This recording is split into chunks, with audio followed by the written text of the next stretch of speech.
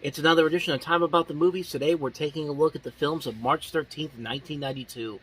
We got a lot of movies to look at today, 7 of them to be exact, so let's not waste any time. Let's just jump right on into it, and we'll start off with what could arguably be the best movie released this weekend, but this weekend had some pretty good new releases, but this one stood out the most for a couple of reasons, and we'll delve into that once we show you some footage from Joe Pesci and Marissa Tomei in the comedy My Cousin Vinny.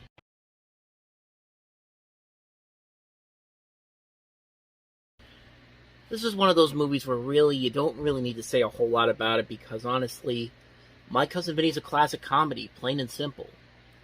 And it works largely because of the people that are involved in the cast. You have Joe Pesci, who's given who's given honestly one of his best comedic performances ever in this role. You have a great veteran actor in Fred Gwynne. You also playing the judge, who's also really funny in this. This is actually his last film that he was in before he passed away. Bruce McGill is also in here. You also have Ralph Macchio and Mitchell Whitfield playing the two kids who get arrested and are facing the court. And then there's also Marissa Tomei in a performance that was so good that she won the Academy Award for Best Supporting Actress the following year, which was really rare for the Academy Awards to acknowledge a great comedy like this. Because usually, one of the biggest problems with the Academy Awards, even back then, was that they really didn't put the focus on the comedies and more just the dramas, mostly the Oscar bait dramas. But every once in a while, they acknowledge the comedies that did have some good performances in them. Recent ones have included such films as Melissa McCarthy, who got nominated for Bridesmaids. Trying to think of who else. One of the notable ones, Tootsie, was one of the biggest ones, honestly. They got a lot of Oscar nominations when that movie came out. Robert Downey Jr., who got nominated for Tropic Thunder, and so many other ones too. But even nowadays, that's rare and for them to actually acknowledge that a comedy has an Oscar-worthy performance, let alone one that wins an Academy Award. But really, when you watch the film, Marissa Tomei is really good. She's not only really funny, but she really gives the best performance of the actresses that were nominated that year, honestly. And it's a very funny movie and a pretty straightforward, accurate depiction of how these lawyers do their job. It's an accurate depiction of how the courtroom system works, and that was one of the biggest surprises about it, is how authentic it really felt. It's a really funny film, a really smart film. I really don't have much more to say about this one. My Cousin Vinny, fantastic film. If you haven't seen it already, do yourself a favor and watch it, man. So with that said, let's go ahead and move on to the next movie, which is actually directed by Edward James Olmos, and that is American Me.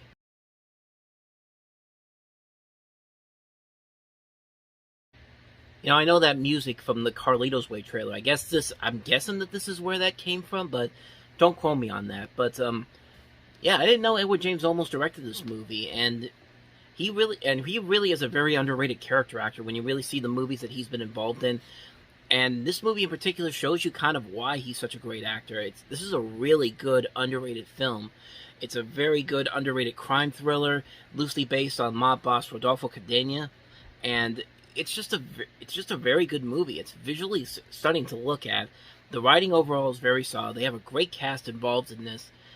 It's just a really good, underrated film. It's a movie that I don't think a lot of people really talk about when it comes to the great crime thrillers, but it's a pretty damn good movie. It's a really good film that, in a way, could kind of be the Mexican equivalent to The Godfather in some way, shape, or form. Which I know that's I know that's putting a lot of high praise on this, but there are definitely a lot of elements here that feel like almost took a lot of inspiration from the Godfather movies, and it definitely shows in this film. As far as I know, I don't think he's ever directed another film after this. If he did, it's probably one that I haven't heard about, but I'll have to look into that. But as far as the first film goes, he does a pretty good job with it. It's a very underrated film. I'd say definitely check it out if you want to see a good underrated crime thriller. American Me is definitely one that you should definitely check out. So, with that said, let's go ahead and move on to the next movie, and that is Article 99, which for some reason has an incredible all-star cast, and yet I've never heard about it, which could mean one of two things, but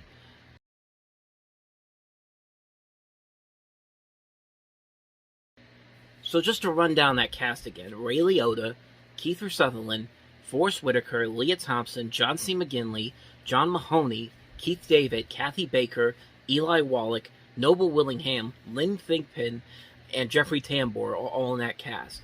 And the music is done by Danny Elfman, and this is directed by Howard Deutsch, who also did comedies like The Great Outdoors and, to lesser extents, Howard the Duck. But yeah, how come I never heard of this movie? Well, it didn't really make a whole lot of money at the box office, and the critical response to this was very mixed on it. And definitely by that trailer, you can kind of see maybe why this didn't work out so well.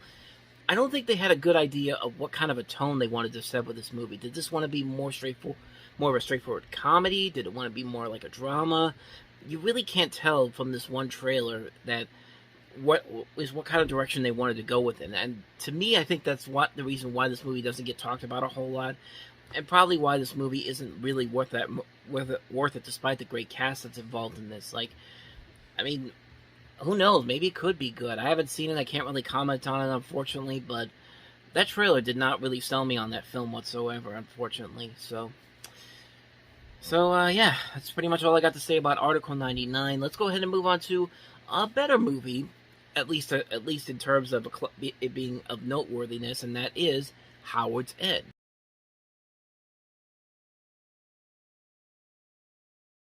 This is, of course, another Merchant Ivory production. It's actually the third adaptation of a novel by Ian Forster. The other two being A Room with a View and Maurice. And basically, the film explores class relations in terms of the 20th century Britain through events in the life of these sisters. You got a great cast that includes Anthony Hopkins, Vanessa Redgrave, Helena Bonham Carter, and you also have an Oscar-winning performance by Emma Thompson in this film.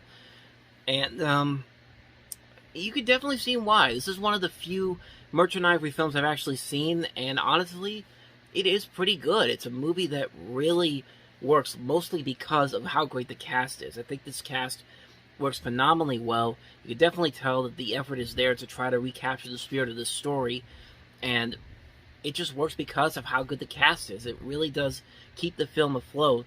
Visually, it looks impressive. The storytelling is gripping and groundbreaking, and it is just really a ton of fun to watch. It's a very good film, a very well-made film.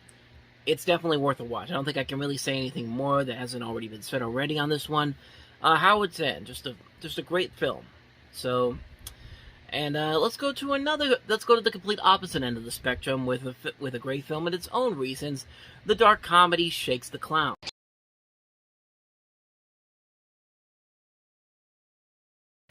Yeah, this was definitely a movie that was way ahead of its time. I mean, it got largely panned by critics. It was actually nominated by the Razzies as one of the worst movies of the year, which, considering that it was up in the same category as Nothing But Trouble, needless to say, I think you could tell which movie was the better film, and this movie was that. So, but this is a pretty damn good movie. It's very funny. It's very much what a good Bobcat Goldthwait film should be like. It's not something like Hot to Trot.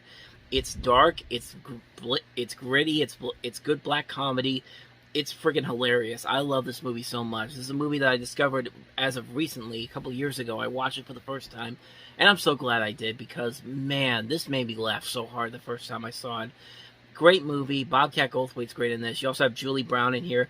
Great cast overall. You got not only them, but you also have Blake Clark. You have Kathy Griffin, Florence Henderson, Tom Kenny, Adam Sandler, even Robin Williams makes a cameo in this movie, and it's just funny.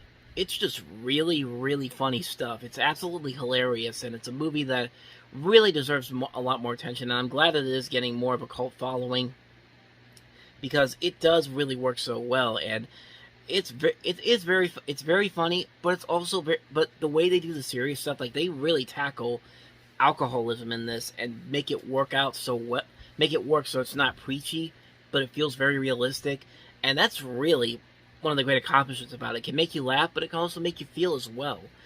It's a fantastic film. If you haven't seen Shakes the Clown, please by all means check it out. You are doing yourself a huge disservice. If you like good dark comedy, this is going to fill that quota very nicely. Shakes the Clown, fantastic film. Need I say more? With that said, let's go ahead and move on to our next movie that we have here, which I can't really remember it right now, and that is Raise the Red Lantern.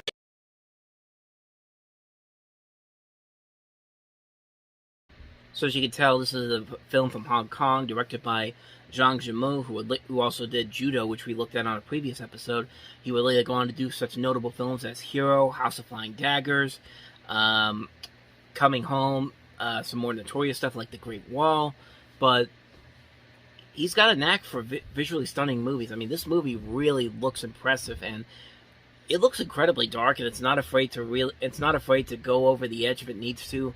But it's a nice looking film to look at, trailer wise. I haven't seen the movie itself, unfortunately, so I can't really comment on it. But that trailer does pique my interest a whole lot to see how it looks incredibly dark. It looks incredibly bleak, and my interest is very piqued. So maybe one day I'll definitely check it out. It definitely looks like it could be one of those underrated films that came out of that time period. Like, I'm not really much into these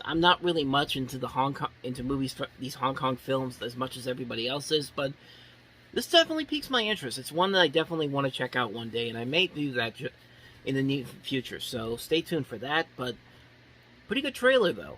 So with that said, let's go ahead and move on to the last movie, which now I can't remember that one. Hold on a second. Okay, the last movie that we have here is Highway to Hell.